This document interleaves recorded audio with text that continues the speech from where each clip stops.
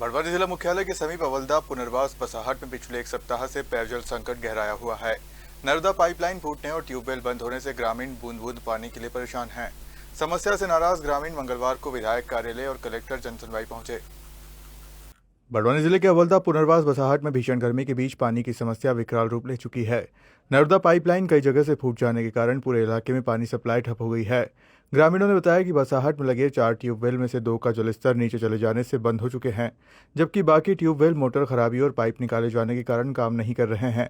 स्थिति यह है कि लोगों को पीने के पानी के लिए डिब्बों और कोठियों के सहारे दूर दराज से पानी लाना पड़ रहा है। वहीं मवेशियों के लिए भी पानी की भारी किल्लत बनी हुई है, क्योंकि बसाहट में पशुओं के लिए पानी का हौज तक नहीं बनाया है। समस्या से परेशान ग्रामीण मंगलवार को विधायक राजन मंडलोई के कार्यालय पहुंचे और बाद में कलेक्टर कार्यालय में जनसुनवाई के दौरान शिकायत आवेदन सौंपकर त्वरित समाधान की मांग की। ग्रामीणों ने प्रशासन से मांग की है कि नर्मदा पाइपलाइन की तत्काल मरम्मत करवाई जाए, बंद पड़े ट्यूबवेल चालू किए जाएं और पशुओं के लिए पानी की व्यवस्था सुनिश्चित की जाए। इस दौरान यशवंत, मुकेश, वीरेंद्र, शोभाराम और देवेंद्र सहित बड़ी संख्या में ग्रामीण गवर्नमेंट मंडली है ग्राम पंचायत अवल्दा किस समस्या को लेकर आए? हम पानी की समस्याओं को लेके आए हैं। क्या क्या समस्या है? पानी नहीं मिल रहा है हमारे अवल्दा बसाहट में। जो एनवीटी जो द्वारा जो पाइपलाइन नर्मदा जिसे करा, उससे जगह जगह लीकेज है। वो पानी बसाहट तक पहुंच नहीं रहा है, लोगों तक पहुंच नहीं रहा है और काफ़ी समस्या है पानी। एनवीडी ने पाइपलाइन को मतलब दुरुस्त नहीं किया है? उनको कई बार बोला है, उन्होंने जो एक आधा घंटा चलता है और पूरी पाइपलाइन लीकेज है।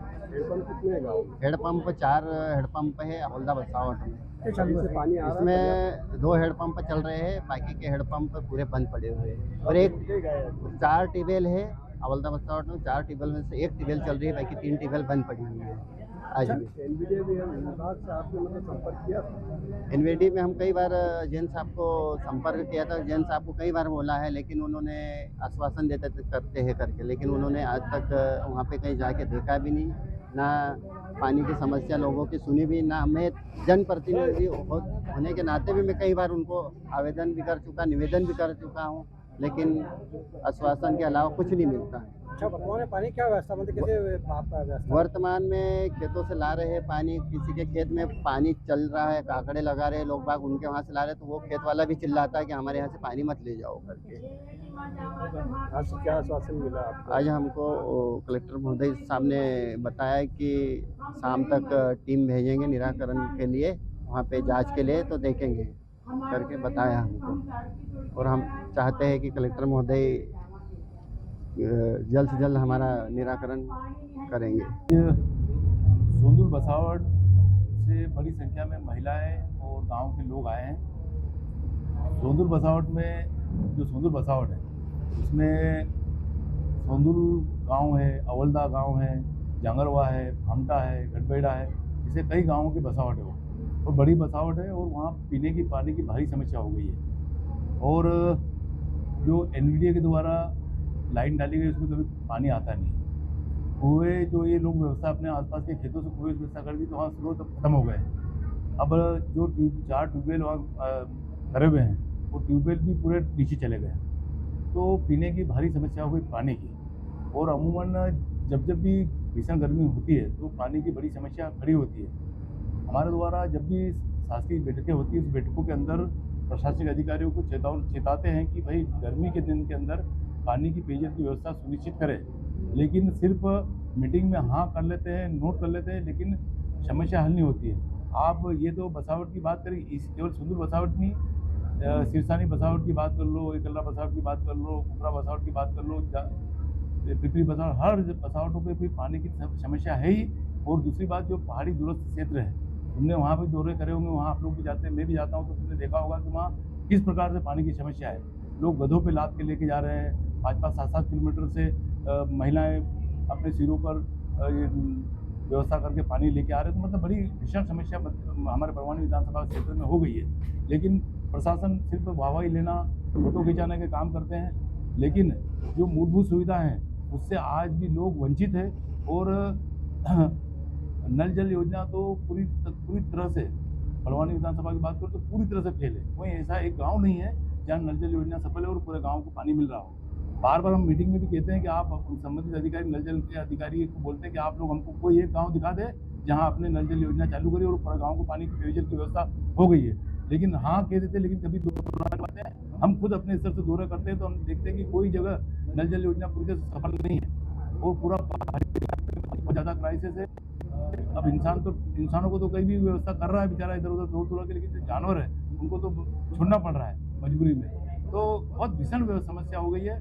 प्रशासनिक अधिकारी सिर्फ बड़ी बड़ी बातें, सरकार भी बड़ी बड़ी बातें करती है, लेकिन लोगों को जो मूलभूत सुविधा है, जिसमें खासकर जीने के लिए बहुत जरूरी पेयजल है, पानी है, उसकी व्यवस्था में भी पूरी तरह से सरकार और प्रशासन फेल है, विफल है। मैंने आपने देखा होगा कि मैं जब भी विधानसभा सत्र चलता है तो विधानसभा सत्र में भी मैंने इस मुद्दे को जोर शोर से उठाया था और मैंने पूरा वहाँ पर जो विधानसभा के अंदर बोला था कि हमारे यहाँ किस प्रकार पानी की व्यवस्था लोग करते हैं और उसका वीडियो भी खूब चला था। और मैंने अपने स्तर से जो विधायक निधि है उसमें लगभग मैंने 70 से 80 टैंकर पानी के ग्राम पंचायतों को दिए हैं कि वो कहीं ना कहीं जहाँ पानी के स्रोत है वहाँ से लाकर लोगों को पानी पिलाए, उसके लिए भी प्रयास करा। और बार बार अपने स्तर से भी हैंडपम्प ट्यूबवेल खनन कराने की कोशिश करते हैं। लेकिन मैं जो विधायक को सिर्फ विधायक निधि मिलती है, उसमें इतना पर्याप्त राशि नहीं होती कि ये समस्या हल कर दे। लेकिन हम लोग प्रशासन शासन को पत्र व्यवहार करते हैं, पत्र लिखते हैं और मैंने ढेरों पत्र पानी की समस्या को लेकर लिख चुका हूँ, लेकिन अभी तक निराकरण नहीं हुआ। सबके सामने है। ग्रामीणों ने बताया कि बार-बार शिकायत हो रही, उसके बाद भी निराकरण नहीं आया। मैं ये तो कह रहा हूँ कि जो अधिकारी है उन्होंने एक बार बोल दो तो नोट कर लेते हैं, लेकिन फिर उसका कोई फीडबैक नहीं लेते, फिर कोई समस्या को हल करने की दिशा में कोई काम नहीं करते हैं। जब लोग आते हैं चिल्ला चोट करते हैं तो ये करते हैं कि लिख लेते हैं, लेकिन उनको समस्या का निराकरण नहीं करते हैं। रही बात ये कि अधिकारियों को सिर्फ अपनी कागजी खानापूर्ति करना है। कागजी खानापूर्ति में नल जल योजना गाँव में सफल हो गई, गाँव में पहुँच रहा है, सरकार बड़े बड़े दावे करती है, लेकिन हकीकत से हम सब आप सब हम वाकिफ है कि क्या स्थिति है।